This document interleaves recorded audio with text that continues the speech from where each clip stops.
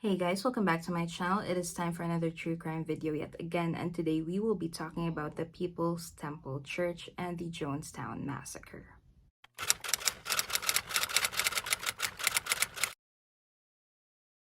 Jim Jones was born on March 13th, 1931 in the town of Crete in Indiana. Growing up, Jim never felt loved as his father, a World War I veteran, was very emotionally absent while his mother was too busy to make ends meet. Jim's father was living off of disability payments, and this was not enough to support the family. And because of this, his mother barely had time for Jim as she had to find ways to make money. Now, although Jim didn't know what it felt like to be loved and nurtured, he grew up helping others who were in need. And even though he didn't have much, he still always wanted to lend a helping hand. Starting from a young age, Jim had always dreamt of becoming a doctor, and when he was 16, he started working at a hospital in Richmond, Indiana. And this is also where he met Marceline Boswell, a nurse who would soon become his wife. Now, at some point, Jim suddenly lost interest in becoming a medical professional and instead started to fantasize about being a spiritual leader. By 1953, at the age of 22, Jim Jones formed the People's Temple Church. Now, up until the early 60s, People's Temple Church was actually a part of the Christian Church's denomination, so it wasn't sketchy at all. However, as time passed by, Jim, who served as their pastor, started to get an idea that he could somehow perform miracles. And not long after getting these ideologies, he eventually began to believe that he was God, or he was God himself. He started to demand for his congregation to refer to him and his wife Marceline as father and mother, respectively. And at the time, his following was not that big, just a few hundred at that point, and the People's Temple Church was mostly comprised of people from Indiana. However, in 1965, they then expanded to California, and this is where People's Temple Church became huge. People from different ethnical backgrounds and walks of life were all welcomed in this group. They were lured in by the promise of a better life, a great community, and basically everything that would be beneficial for them. 70% of Jim's followers were comprised of African Americans who were promised support in terms of rehabilitation, education, and equality. Jim Jones really built himself up to be seen or worshipped as a white savior. He used multiple manipulative tactics in order to assure that his people, his followers, would stay loyal to him no matter what. And if his false promises were not enough to keep them wrapped around his finger, he would then force them to tell him personal information, which he would then use against them if they ever made a threat to leave the People's Temple Church. At some point, people trusted him enough to give him access to their assets. Money, titles to their homes, and everything that mattered to them were all now being controlled by Jim. He started rebelling against the Christian church as well, and his sermons started to change. He would talk about things like sex for hours, and some of his sermons would even last up to 6 hours at a time. He was also very open about his loathe towards the US government and how he idolized Hitler. Now, because of this, a lot of people started to complain and even wanted to leave the congregation. However, not a lot of people were able to do so because, as I have mentioned earlier, they were being blackmailed by Jim and he had hold over all of their assets. Now, aside from this, Jim also started to become violent towards members who were starting to wake up from his preachings. Wrongdoers would be punished by the most loyal to him. They would all be required to attend and listen to his sermons, and those who batted an eye would be hit by one of his guards.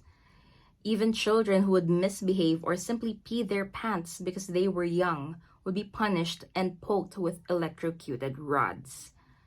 Members who questioned the practices of the People's Temple Church would be placed in a box underground and would be yelled at and publicly humiliated by whoever it was. I mean, I guess by Jim or the higher ups in the group.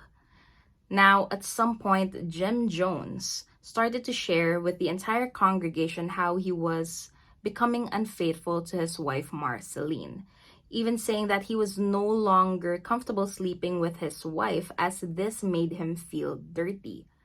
He also confessed that he now preferred to sleep with young girls who were much more easy to manipulate and dominate.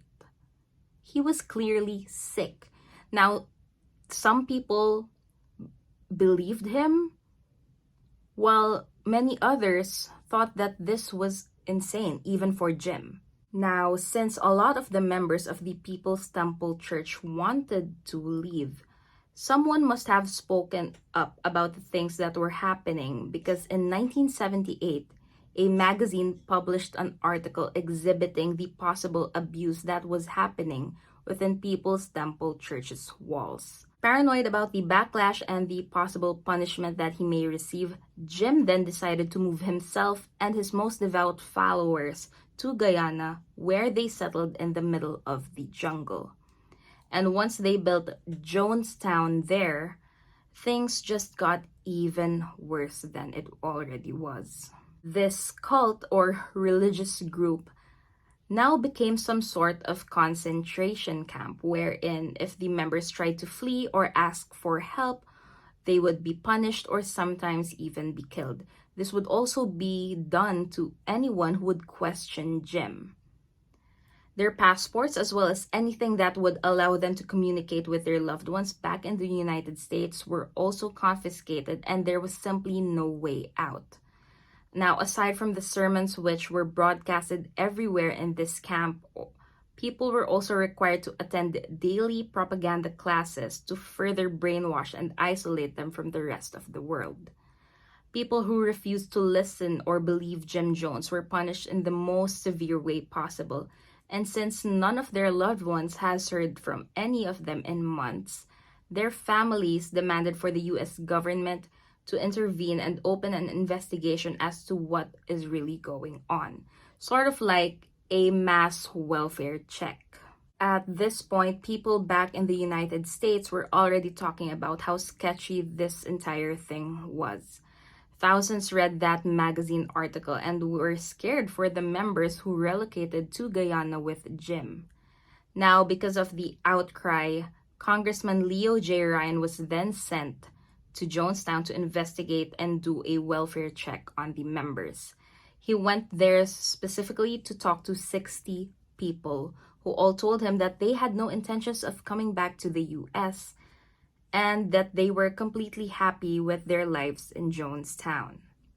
He also observed the community for a few days before coming to the conclusion that the people were safe. I mean, out of nearly 8,000 members, only 14 wanted to defect and come back to the US with him.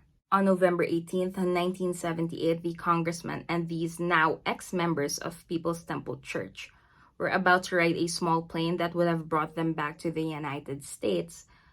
However, this would never happen, and the defectors who were so hopeful would never see their loved ones ever again. One of Jim's most loyal men pretended to be one of the members hoping to go home, but instead opened fire on everyone there before taking his own life as well. Meanwhile, in Jonestown, Jim Jones and his wife ordered everyone to gather at the pavilion. The congressman's dead. Many of our traitors are dead. They're all laying out there dead. You think they're going to allow us to get by with this? There's no way we can survive. Not worth living like this. How very much I've loved you. How very much I've tried my best to give you the good life. A handful of our people, with their lives, have made our life impossible. There's no way to detach ourselves from what's happened today. Not only are there those who have left and committed the betrayal of the century, some have stolen children from others, and they're in pursuit right now to kill them. Basically, Jim once again manipulated everyone around him, saying that if they don't all commit a revolutionary suicide, people would come for them and ruin everything that they had built. The members were then served with grape flavor aid that was laced with cyanide. Parents were forced to feed this poison drink to their young children. Guards watched as the members drank this liquid and shot or stabbed anyone who tried to escape. All in all, 918 people died that day, 304 of which were minors who had no other choice but to obey their leader and their parents. 70 out of the 918 were injected with poison after refusing to drink the flavor aid.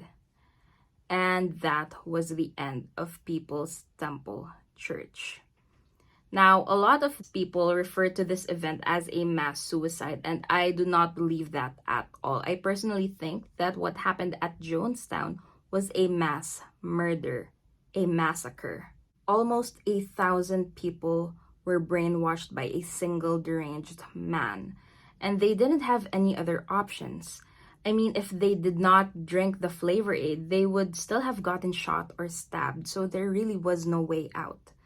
And even the ones who willingly drank the poison were still victims because they had been brainwashed and gaslighted by Jim and his wife for years. And unfortunately, cults are still a thing up to this day. Most of them are probably happening right under our noses. And what's worse is that a lot of these cults are posing as religious groups. I feel like I keep on saying this, but if you notice anything odd, please speak up. Try to help in any way that you can. I mean, who knows? Maybe all they need is one person to give them a slight nudge, a wake-up call that would eventually lead to saving multiple people. And yeah, I guess that's pretty much it for this case. As usual, I would really love to hear your thoughts on this, and should there be any other case that you would like for me to cover on this channel, please let me know by leaving a comment. Thank you so much for tuning in, and I will see you guys on my next video.